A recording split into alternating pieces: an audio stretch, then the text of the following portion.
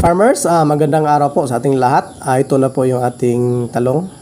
17 days old na po ito mga ka-farmers mula nang may transplant natin. No? Sa 17 days old mga ka-farmers, maganda naman po yung kanyang improvement. No? Ito po kasi yung sinasabi ko na advantage. No? Kapag naka-seedling tree, yung ating mga seedlings. No? Kasi pag binunot natin yan sa tree, may kasama pong lupa, no? At saka yung mga ugat niya hindi po napuputol. So pag tinransplant natin yung mga ka-farmers, tuloy-tuloy po yung kanyang pagtubo at hindi na po naantala, no?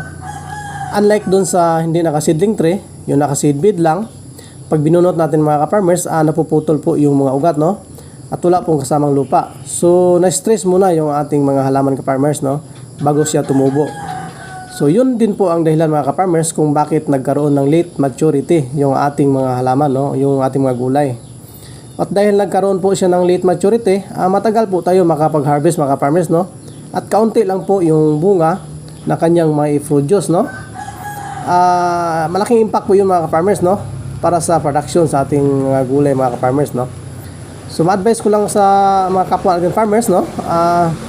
Dapat lagi tayong mag-adapt, no, sa mga bagong technique, no, para mas lalo pang gumanda yung sistema sa ating pagpa-farming, no.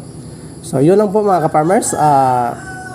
Kung nagustuhan nyo po yung ating video, paki-like and share lang po mga ka-farmers. Maraming salamat po sa inyo.